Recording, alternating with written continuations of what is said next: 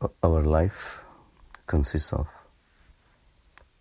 wakeful state, which is our daytime state, dream state, where we are sleeping, but we are still connected to the outside world, and there is a deep sleep state where the dreams disappear and you are in the hands of pure consciousness.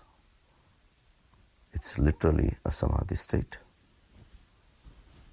but unfortunately you are not aware of it. But there is consciousness which can witness all the three states. Each state is a transitory phenomenon and it runs in cycles: wakeful state, dream state, and a deep sleep state. But common among all these states is the consciousness, which is a witness of everything that is happening within your body, within your mind, and of course the world.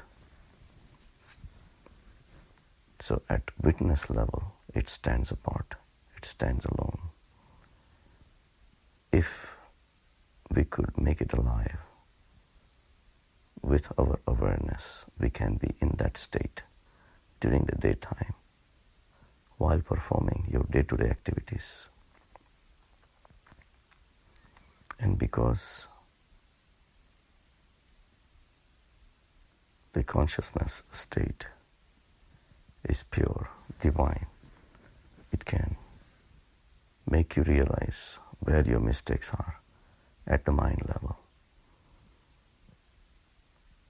And then it repairs it also by its own infinite presence. But nighttime, we are deep asleep. So all these things are not available. But with continued efforts, if you meditate 10 to 15 minutes every night before you go to bed, you can convert the whole night sleep into meditation. Most of the yogis who are in a very highly contemplative state, they don't sleep much. And even in the sleep, they are awake. The body is sleeping. Mind is doing its own things. But they are awake, witnessing the whole thing. And the sleep in a meditative state is one of the best sleep you would ever have. So, with little efforts, it can be done. Dreams will still come, but you will be able to witness the dreams and you will be alert enough to understand that dreams are happening. Last night, I had 3 dreams, and each one carried different message. And dreams are representation of defects in your deep psyche, in your mind, that needs to be fixed.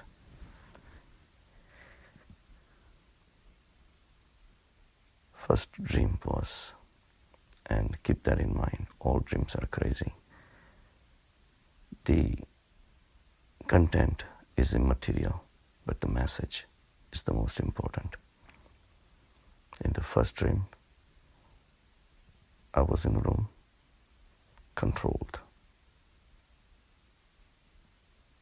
by one man who was an old man in a wheelchair. I was serving him. I was under his command because this man also had spiritual powers. He could turn himself into, you humongously big spirit threatening me, controlling me, like that.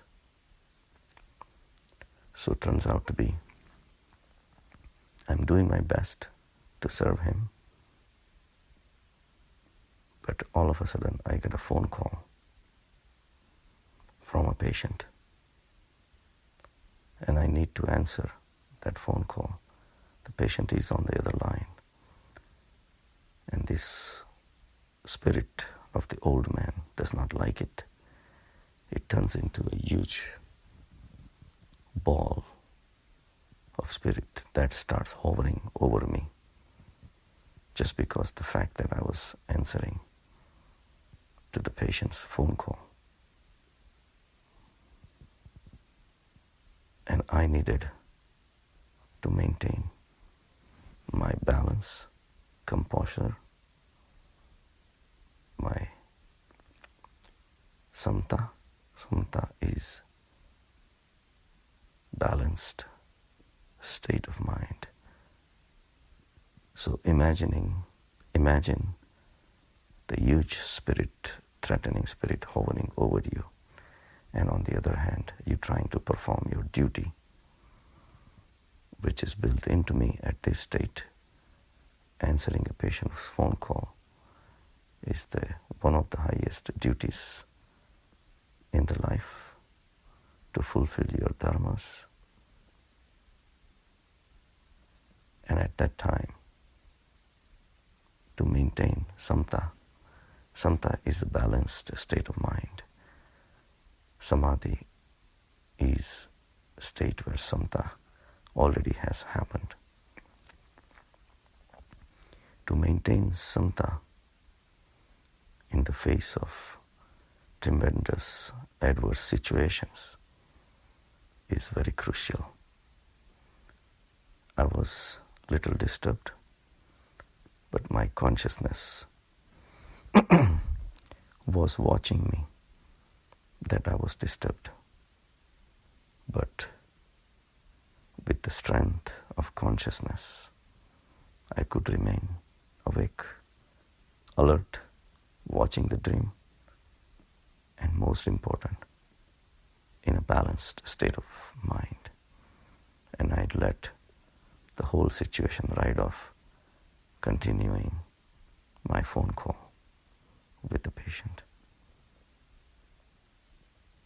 Second dream was that of a party where me and my wife, we stand up, go to the food table. There was a sandwich in 4 parts filled with tomatoes and other things in between.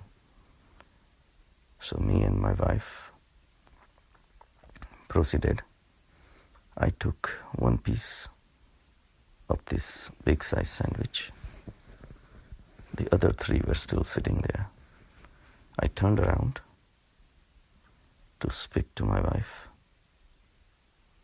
and then I turned back.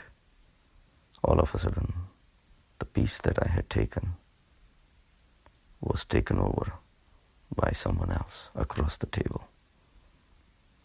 And of course, the other 3 pieces were also gone. So there was no sandwich left. And the piece that I had taken in my plate, along with the napkin that I already had used, somebody had taken the whole thing with the napkin. For one moment, I became impatient, restless, agitated, almost ready to burst out and get angry to fix the situation. But there also, the consciousness came into action, made me calm down. Because consciousness sees where the disturbances of the mind starts. Immediately with the effect of consciousness, awareness. That feeling lasted hardly a second, and then I turned to the guy who had taken that sandwich away, of course by mistake. I told him the situation. Poor guy. He felt guilty. And I also told him that you are wiping your mouth with the napkin that I had also wiped my mouth with. So he felt very embarrassed. Situation was over. Dream doesn't mean anything. But my impatience of my mind had surfaced, and the consciousness took care of it. So the company of the consciousness always brings you good. Third dream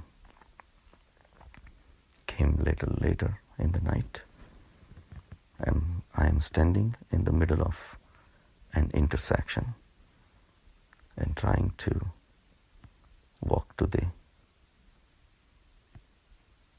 one of the corners of the intersection. As I'm facing to the corner, I have two ways on each side, one on the right, one on the left. One on the right, there is a big bus standing, and the one on the left is open. As I'm walking towards the corner of the intersection, I'm thinking which way to go, to the right or to the left. So this indecisiveness is a weakness on the path of spirituality. You have to be committed and firmly grounded in the belief in which direction you want to go. Whether to go towards the sansar or to go inwards towards your mind and ultimately to your soul.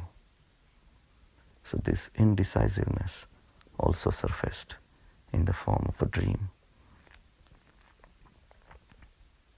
And the consciousness was there to witness it. All the deficiencies of the mind, the best way to get rid of them is not by listening to the lectures and sermons and advice from enlightened people. Those are only superficial things.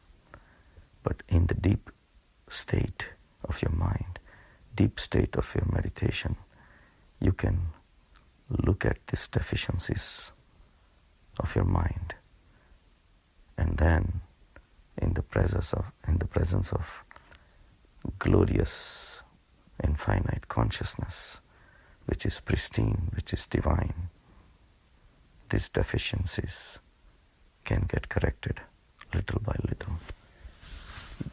Just because you experience samadhi state does not mean your defects are gonna go away. You still have them present because of your past actions, past karmas, and past impressions that you have gathered over many lives. So Patanjali called this Sabij Samadhi, means there are seeds of vrittis and vasanas still present. But at some point, with gradual patience, advancement on the spiritual path removes these seeds of vrittis and vasanas, and then it turns into Nirbij Samadhi, where even the seeds are burnt out. From that point onwards, there is no returning to sansar. Then there are no two ways you will be going. Your mind will not fluctuate between outside and inside. You will be steady in your inside infinite existence that we all have within us. So practice little meditation before you go to bed. Then you can convert your whole night's sleep into a meditative state, fixing your deficiencies of the mind, which carries you back and back, again and again to the sansar. And of course, along with sansar, all the sufferings of the samsara. So realize this even in your dream state and transcend those deficiencies. Against the power of infinite consciousness, these deficiencies have no chance.